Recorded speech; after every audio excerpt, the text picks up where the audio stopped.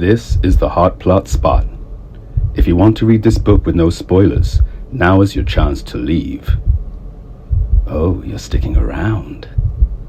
Do you remember your safe word? Good girl.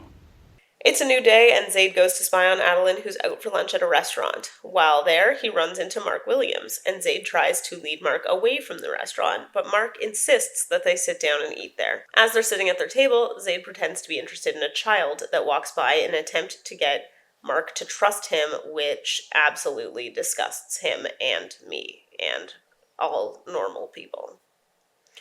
Mark notices Adeline at a table nearby and takes a picture of her on his cell phone. Zaid knows this is a real bad situation and has to stop this before it starts, so he tells Mark that Adeline is his girlfriend and that he avoided introducing him to her because she's working and didn't want to interrupt. Mark completely disregards what Zaid said and walks over to Adeline and introduces himself anyway.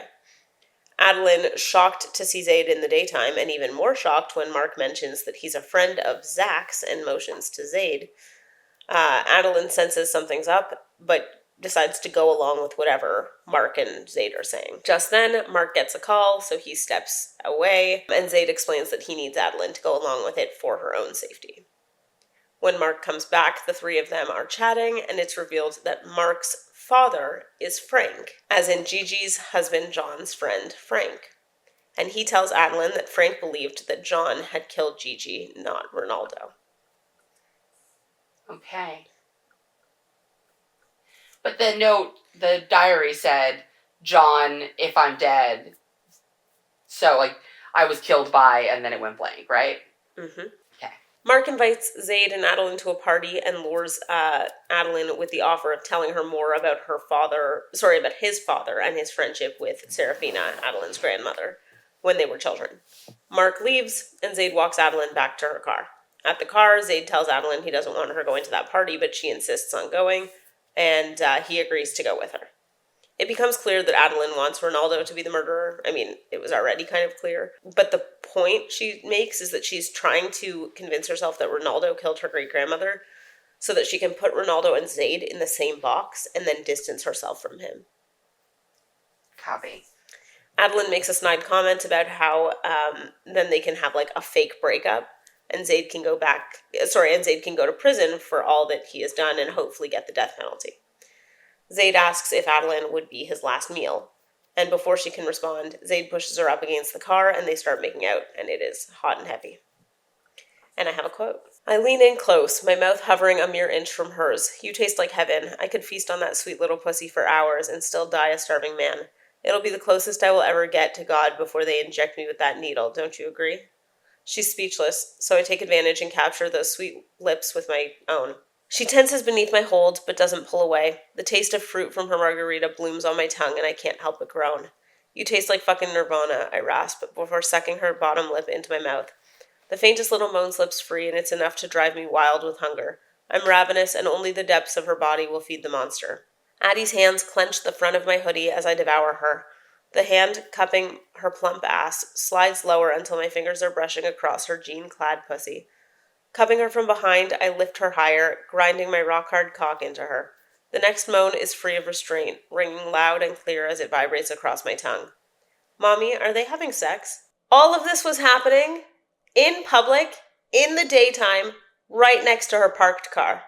All right. Later, Adeline explains what happened at lunch between herself, Zaid, and Mark to Daya, and Daya finally puts everything together and figures out that Zaid is Z, the head of the organization that Daya works for.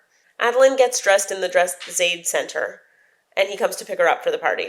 Before getting into the car, Zaid tells Adeline to remove his belt, and she does. He then wraps it around her neck, pulling it tight enough that she can breathe, but not well. And he instructs her to get on her knees between his legs. She understands the assignment and starts sucking his dick with the belt around her neck. He takes over and starts fucking her mouth and forcing her to swallow his cum. In the car, he finally tells Adeline what he does and confirms that he does know Daya, and he knows that she's one of his employees. The conversation is extremely possessive, and he insists that he will protect her from Mark, and she responds with, I believe you will protect me from Mark, but who's going to protect me from you? To which he replies, whoever tries is going to end up dead. When they get to the party, Zaid reminds Adeline that he is Zach Fortnite and they both live together happily at Parsons Manor. They go in and Adeline is socializing very naturally, which impresses Zaid, who is charming as ever, and seems to have a natural way of pulling people into him. They say hello to Mark, and Mark introduces them to his wife Claire, who is clearly an abused woman.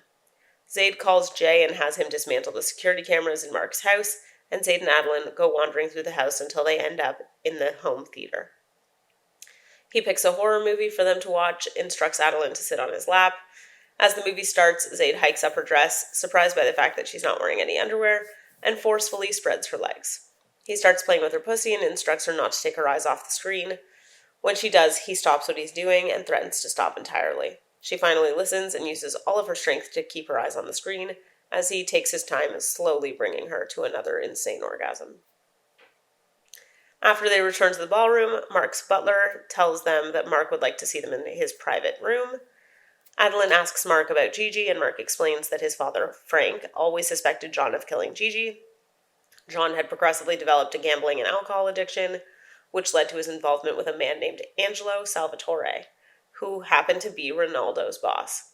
At some point, Angelo tried to kill John over his debts, but Ronaldo was the one that saved him and managed to get him a job working as an accountant for Angelo. Mark explains that he was friends with Serafina until a little bit before Gigi's death.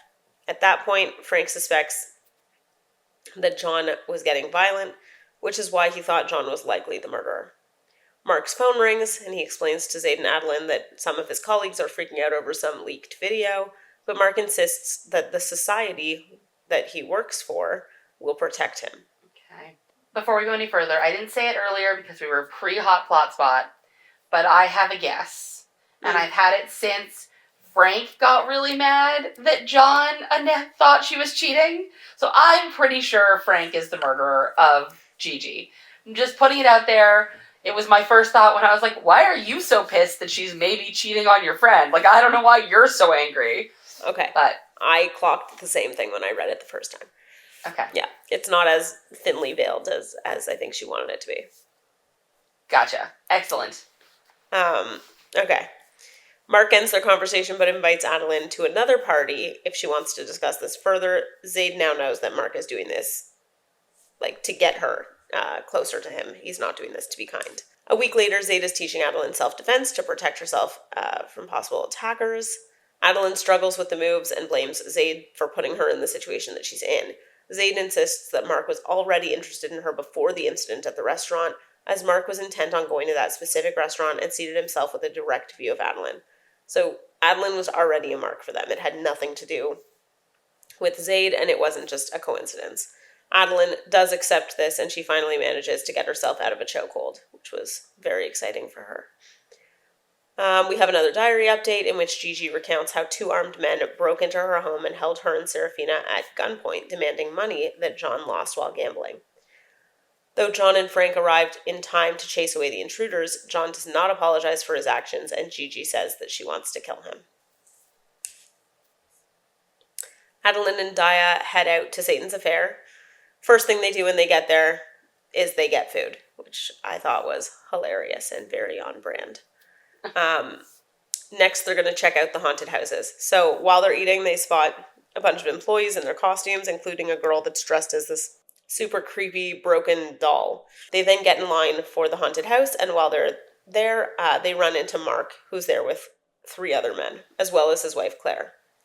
Mark asks where Zaid is, and for some reason Adeline lies and says that he went to the bathroom. They make small talk, and finally Daya and Adeline are led into the haunted house. We get another diary update. Gigi says that Frank confronted her about her affair. Frank told her to end the affair with Ronaldo to preserve her marriage to John, but Gigi notes that neither she nor Frank likes what John has become. Unbeknownst to anyone, Zaid is actually at Satan's Affair, and he's keeping close tabs on Mark. When he sees Daya and Adeline go inside the haunted house, he goes over to say hi to Mark and his associates. Zaid goes in looking for Daya and Adeline, and as he's walking through, the girl dressed in the creepy doll costume tries to attack him, thinking that he is preying on Daya and Adeline, and he fights her off. As he continues through, he can hear Mark and his group nearby, and they're talking about how they're going to kidnap Adeline and Daya, and he hears Mark say that Zach, aka Zaid, isn't a threat to them. As Zaid goes to confront the group, he is once again intercepted by the creepy doll.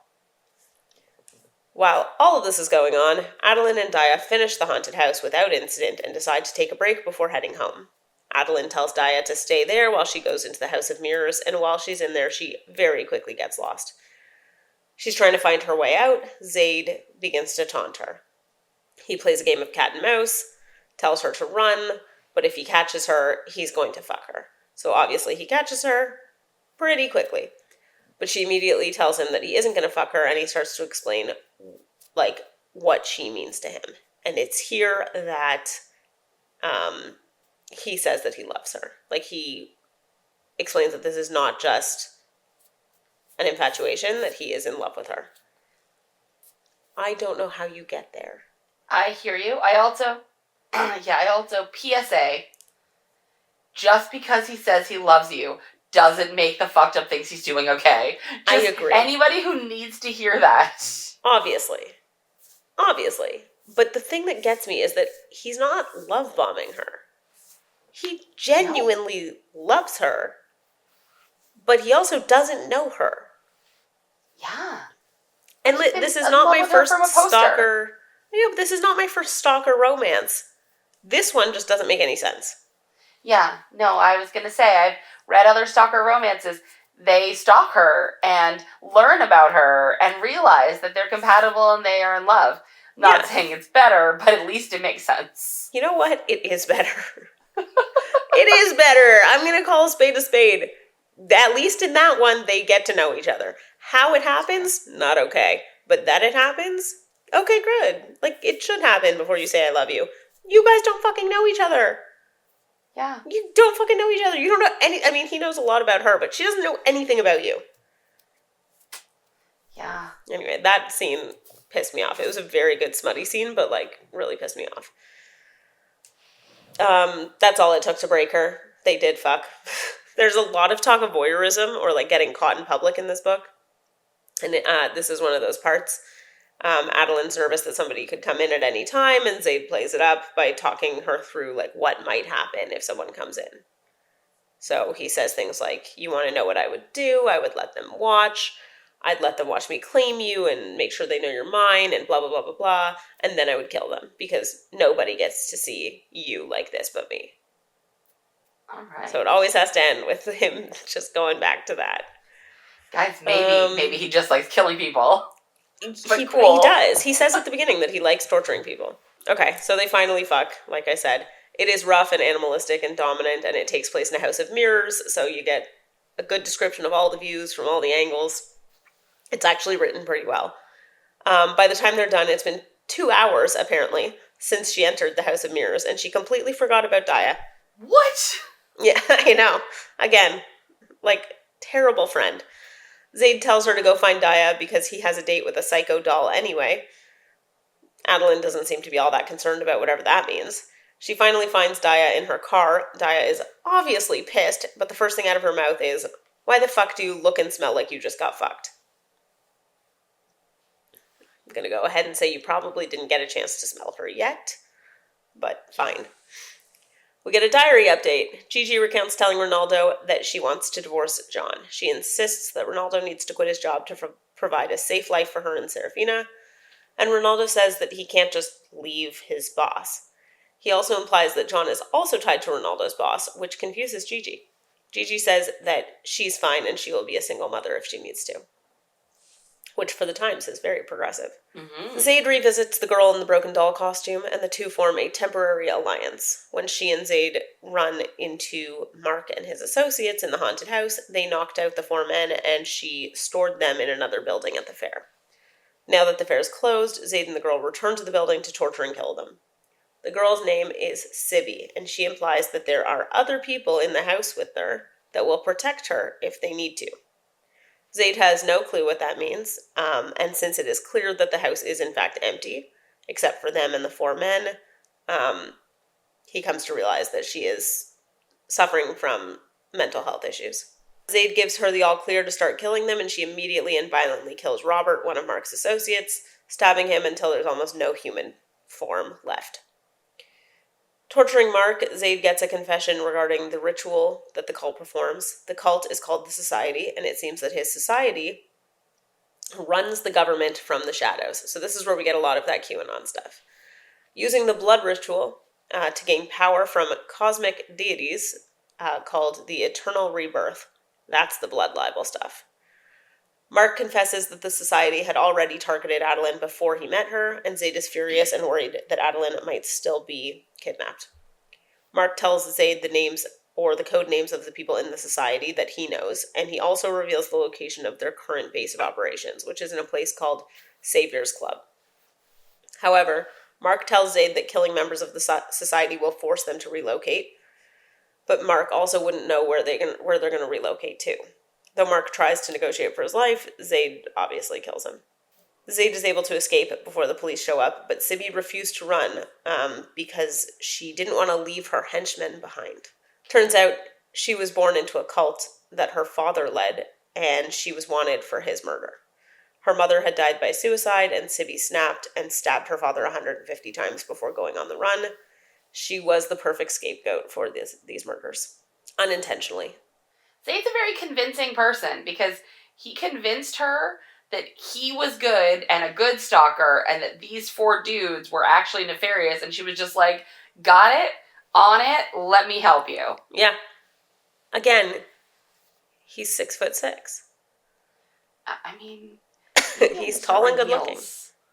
Maybe. Zaid shifts his focus to infiltrating Saviors. He goes to Saviors, and it's clear to him that the women working at the club are clearly abused. He meets with a man named Daniel, who is a lawyer for the President of the United States, and Dan implies that Zaid is not yet a member of the club, explaining that Zaid will have to take part in a blood ritual, but he does not provide details.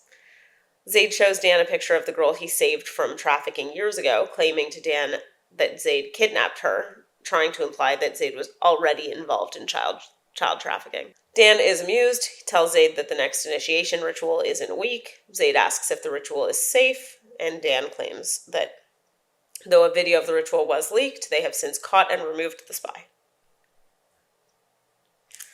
Adeline sees the report of the news about the senator's murders, and she knows that Zaid was involved. Zaid shows up at her house and they start fighting again, and Zaid chases her through the woods where they fuck up against a tree. This is where Zaid explains to Adeline that while he knows that what he does goes against society's moral codes, sometimes those rules are wrong, and he does what he knows is for the greater good. Okay. Which is all well and good, except for the part where he just murders random people for no real reason. Yeah. Yeah. He takes Adeline to his car. They fuck in his car. He does this weird thing where she's like, they're in the back seat and she's bent over the front center console, and then he like wraps like the seatbelts from the front 2 seats in a weird way that like holds her in place. This would have been a great time to have a diagram. Yeah. I did not understand what was going on. Adeline starts to realize that she's already in love with him. I mean, that's what gets me. Tie me up with seatbelts, baby. Nothing sexier than seatbelt burn. Also, guys, I mean, a car is already a very small space. How much more confined do you need to be? Go back to the mansion. There's no reason to be fucking in a car. No. Diary update. Gigi says that he has lost his mind, but she doesn't say whether she's referring to Ronaldo or John. She just says he. One of them. Yeah. Someone. Another ritual video is leaked, and that pisses Zaid off. It means that he was unable to save someone. In an attempt to calm him down, Adeline and Zaid begin to talk more about their upbringing, which is nice. We get a little bit of a backstory on Zaid. His parents died when he was 17, but otherwise he seemed to have a pretty normal upbringing. His scars are from the first trafficking ring that he infiltrated. He's proud of them because he succeeded in saving the children on that occasion. They start to kiss, and they're interrupted by Daya. Daya tries to punch Zaid, but he dodges her and tells her that she probably shouldn't hit her employer. It's a cute little scene. Yeah. Do we ever get, like, an origin story? Like, what causes him to start trying to break up the trafficking rings? I'm not saying that's not, like, a good thing to do, but it's not like you just start doing it. Like, there has to be some impetus, right? I have to look it up again. I know there's an answer to that. I just can't remember if it's just that he was hacking stuff and found something that just made him really upset and just started doing it. I don't remember if there was like a personal story involved with it, honestly. I don't think there was. Daya and Adeline go back to investigating Gigi's murder. They find an envelope that Adeline had found on her counter. It just showed up on her counter, and it contains photos from the 1940s of Gigi and a man neither Adeline nor Daya recognize. The man is Frank, Mark's father. In the photos, Frank is close to Gigi, but she looks uncomfortable, and there's a letter in the envelope from Frank to Gigi in which he confesses his love for her and his feelings of betrayal that she's having an affair with another man, which you caught very early on. Adeline and Daya think this may point to Frank as Gigi's killer, but they head to the attic to investigate further. In the attic, Adeline knocks at the walls to find another hidden compartment, like the one she found, like the missing diaries in. Mm-hmm. Inside, she finds a plastic bag with blood, a watch, and a note inside. The note has instructions to hide the watch, and Adeline recognizes the watch as the same one that Frank was wearing in the photos that she just found. We got another diary update. Gigi writes that she expects that she'll die soon. She is scared and sad that she will be abandoning Serafina, who is just 16, but she doesn't know how to handle the man that she expects will kill her. The entry ends with Gigi deciding to take a nap, which is exactly how I would handle that situation. Of this entire book, that line was what really got me. Yeah. I didn't love this book, but I did love that line. That was very much like I think that's exactly what I would do. I might die, might leave my tiny daughter motherless. Mm-hmm. Someone's trying to kill me, but fuck, I need to take a nap. It's just like an overwhelming feeling and just being like, I will deal with this after I take a nap. 100% I would do that. Okay. Dan calls Zaid and tells him that the society wants to have an appetizer before their main meal, meaning they want to bring a child into abuse before the blood ritual to ensure that Zaid's loyal.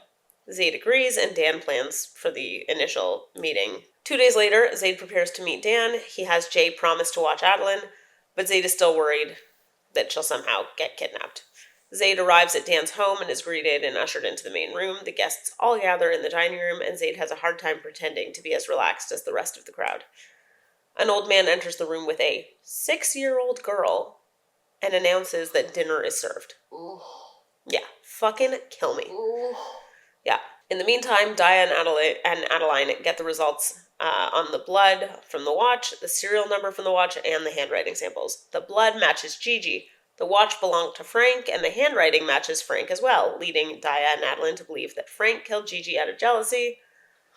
Daya also reveals that she had the note that had the confession on it to covering up the murder from the beginning. She had that tested against John and Sarah's handwriting, and it seems that it was Sarah's handwriting. So Adeline's grandmother covered up her own mother's murder. Okay. This puts Adeline in a bit of a tailspin. Yeah. Back at Dan's house, Zaid takes control of the situation by demanding to get the young girl first. He puts her on his lap and whispers in her ear that she'll be safe. When Dan tries to touch her, Zaid grabs his hand and acts like he's just like a really possessive, disgusting person. Pressing an alarm on his watch, Zaid triggers a fake FBI raid on Dan's house, causing the guests to all flee. Zaid takes the girl, whose name is Sarah, out through the kitchen and into the backyard, where he hands her off to his team. Sarah asks Zaid if he will adopt her, and Zaid considers it, saying that he'll need to ask Adeline first. Of course. I know.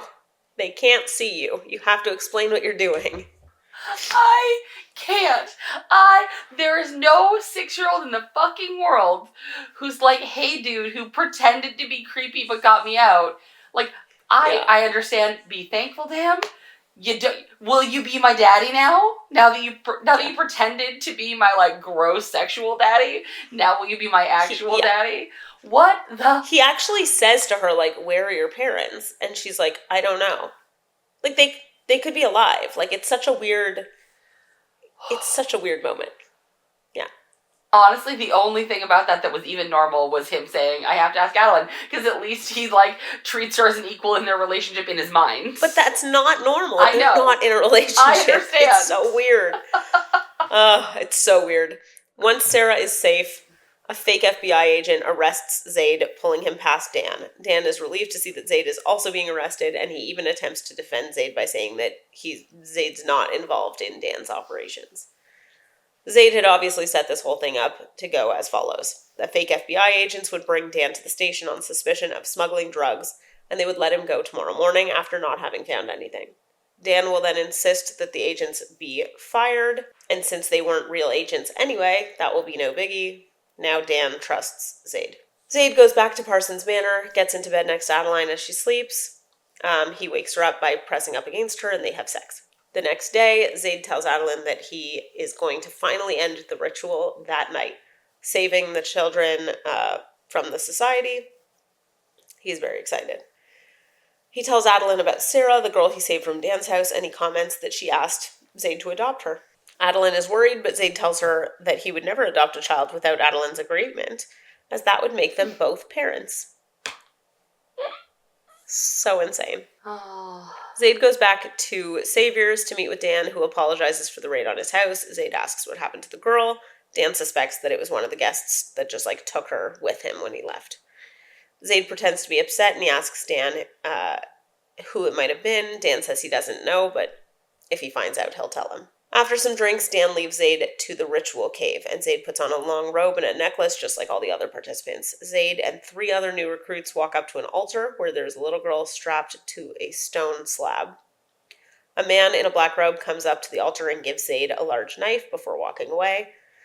As Zaid prepares to, quote, stab the girl, he gives a signal to a security guard that actually works for him, not Dan. Then he stabs the initiate next to him, like one of the new guys that was going to be joining. Chaos ensues, and one of Zaid's men comes to take the girl, while another of Zaid's men lets in a team of his people. Before Zaid can pursue the mysterious figure, an explosion knocks him back against the altar. Jay rushes to Zaid, and Zaid is confused. Why is Jay there at all? Jay says he figured out that the last video was intentionally leaked to draw them in, claiming that this ritual initiation was a setup to draw Zaid out.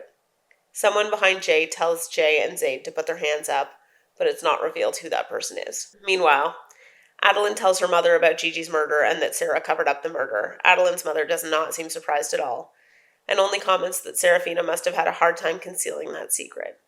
Adeline finally works up the courage to ask her if she was the one that sent the photos of Gigi and Frank, and her mother implies that she did send them, meaning that her mother had known all along about the murder, about Serafina covering it up, and she was also complicit in covering it up after the fact. Adeline worries about Zaid, and she feels conflicted that she cares about Zaid now, but doesn't even know where he is. That night, Adeline wakes up to multiple text messages from Daya saying she's really upset and she could really use a friend. She tries to call Daya, but it's sent straight to voicemail. Getting in her car to drive to Daya's house, Adeline notices that another car is driving close behind her. The car behind her rams into her, knocking her phone from her hand and flipping her car upside down. 2 men come to the door and drag her from her vehicle, noting that Adeline is worth a lot of money. One of the men mentions Max, and one of them says, "Goodnight, princess," and then knocks her out. And that is how the book ends. Okay. I have been talking for 6 years. This book was a lot. I don't understand the mentality of any person. It does not matter how much I like or do not like the book. I need to understand what happens next. I have a fucked up completionist thing. I understand that I am the abnormal person, but I might have to start reading the second book tonight. If you do, can you just tell me who the guy was that told them to put their hands up? Yeah. That's all I want to know. I just haven't Googled it yet. I want to know why they were targeting Adeline, because obviously, their main targets were, under 10, and she's an adult woman. So there's got to be some connection. I mean, maybe Frank's actually her daddy, her granddaddy. I don't know. I do not like the way you said that. That's because you like daddy. Say dad? You couldn't just say dad? That was gross. You trying to hurt me? I don't understand. So gross. Yeah. I mean, listen, I didn't love this book. I'm going to be really honest. Yeah.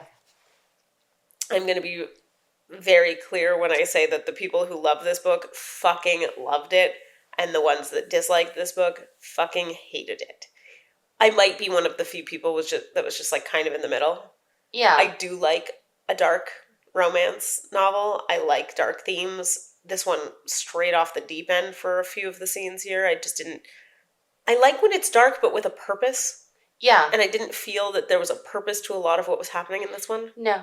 I mean, again, we're, coming back to things I've already said, but, like, I'm good with morally gray, but I do have a line, and I need them to fall on a certain side of that line. Well, also, like, morals are actually important when it comes to morally gray. Yeah, you can't just be, like, terrible, but you do one nice thing. Yeah, there has to be reasoning behind a lot of the actions that are taken, and that reasoning it needs to be really well written and thought out, and I don't think... Like, he said the very generic thing that most people say, which is, like, killing a bad person isn't a bad thing. It's for the greater good. Like, I get what he's saying, but there's more to it than that. And there has to be more of a description there. Yeah, this was the first dark romance that was ever kind of, like, given to me in, as far as a recommendation or in an algorithm. Mm-hmm. I'm really glad it wasn't the first dark romance I read, because I don't think I would have read another one. Like, now that I understand the nuance of, like, what I do and don't like in dark romance, it's still not, like, I was going to say my go-to genre, but I don't think I have a go-to genre. I am a, like, full-on mood reader. There are days where I was like, give me all the, like, dark, angsty mystery suspense, and then other days I'm like, I would like a golden retriever playing hockey and eating cinnamon rolls, please. Like, just all the things. Yeah. But yeah, I will be reading I will probably go back and read the first, just so I, like, have the full scope of everything as I go into it, because I'm going to need to know what happens.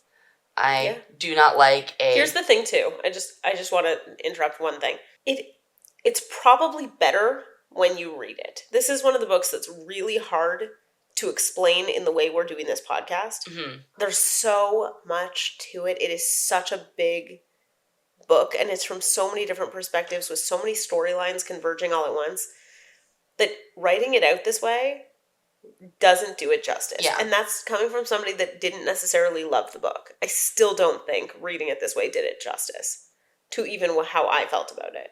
So I think you're going to read it and you're going to come to me and say, okay, reading it was definitely better than hearing me tell it. I don't know if you're going to love it. I don't think so, but you might. Yeah. But I do think you're going to say, okay, yes, the story made way more sense and was way more enjoyable in the fashion that it was actually written. Yeah, I'm not opposed to the story. I think it's an interesting, tale. I think why he's doing his vigilante hacking thing is interesting. I think building that world, that's all really interesting. I think how it converges and the characters being connected, I think is really great. Like, all of it is interesting. The only thing I don't like so far is just, the less morally more gray aspect of our MMC. Mm-hmm. And maybe this will be redeemed if I read it, but, like, right now I don't love Adeline. Like, because, like, she feels a little complacent and, like, I don't know. There's something there that's not. You're not the only one. Okay. So the book got 3.96 stars out of 5, which I was a little shocked by. Almost 700,000 ratings. So many of the 1-star reviews were super patronizing towards the readers who did like the book, or at least these types of books, and were so judgmental about it. Oh, I hate that. Yeah, so I didn't love that. If you don't like the book, don't like the book. But don't make comments about, like, how could anybody like this? Or, like, if you're into this, you need mental help. Like, that's not cool. Certainly not in this community. And that really confused me. Surely you would know just by reading the synopsis of this book if it's something that might intrigue you. Yeah. And if this isn't what you're into, that's fine. Then just don't read it. It's really quite simple. Yeah, I do think there are people who go in, look at the content warnings, know they're going to hate it, but then want to read it so they can, like, stand on their moral high horse and hate it publicly. And that doesn't make any sense to me. Especially with that content warning that I just read at the beginning, because she really does go into detail about every single thing that happens in this book. Someone explained in their review that they are a sexual assault survivor, and therefore this book was triggering and offensive and disgusting to them. I completely understand where you're coming from. That makes perfect sense to me. Why'd you read the book? Yeah. Like, that was a bad choice. There was a content warning. So there was a huge content warning. Huge. And this book it's all over the internet. You can do a quick Google search on this book, and it'll tell you everything you need to know. I don't think writing a review after like your personal situation and how it connects to this book is fair. Yeah. But I also, I didn't love the book either. So I do have some ratings. Okay. We got a 5-star from Lena that says, I think I need to go to church. We got a 5-star from Ikram that says, not gonna lie, I forgot what feminism was for a second there. Also, that cliffhanger, I need 3 to 10 business days to mentally prepare myself for the second book. Then we have Ayushi, who says, he is a public toilet at a Metallica concert, and she is certified nincompoop. And Caitlin says, I wouldn't even turn this book into toilet paper. So, there you have it. You either love it or hate it, or are just completely shocked by it. Yeah. I mean, it's the one place where I wish the internet hadn't spoiled me, because I knew I was prepared for the gun scene. Like, I knew that was coming. Yeah, you have to. You have to have a spoiler about that. I still have a lot of questions, but that's okay. Like what? No, it's purely like physics and logistics. Like, just... Oh, okay, yeah. Fine. I don't have those answers, I promise. No, I mean, you did a really good job. It's a big book, and it's, like, complicated, so... I'm exhausted. That was like exercise. Truly. And I feel bad there was, like, no banter there because I had to get through it. It was just so much information. So I think my next one will be a little bit lighter. All right. It's nice. You gotta take a break. All right, if you're still with us. Wait. What? Dude. What? I have a trailer. Do you have a trailer? I'm so sorry. That was totally my fault. I'm sorry. Okay, ready? Ricky, picture it. You arrive at your new job, physical therapist for an NHL team, only to find the hot guy you had a magical one-night stand with 2 months ago, who's determined to win you over. Ooh, and then there's his best friend, the grumpy equipment manager, and the giant superstitious Viking goalie, who has decided you're his good luck charm. You're not going to risk your job, so you definitely can't fall for one of them. Or all of them? I love that. I'm so excited. Yeah, we went back to Ricky's roots with some dark romance today, so guys, we're all in. There's hockey, there's white shoes, like, it's happening. I'm really excited. I'm so excited. Thank God, we need something a little lighter next week. I'm going to assume that nobody fucks anyone else with a gun. Might be the only thing they don't fuck each other with.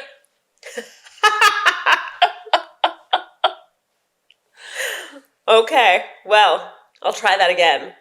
If you're still with us, tune in next week as we dive deeper into our TBR list. From morally gray MMCs to a dildo made out of a gun, it'll always be served. Smutty side up. In today's episode, I reviewed the self-published Haunting Adeline by H.D. Carlton. Copyright 2021 H.D. Carlton. The audiobook was narrated by Teddy Hamilton and Michelle Sparks and was published by H.D. Carlton. And once again, huge shout out to Wayne Davis for our hot plot spot.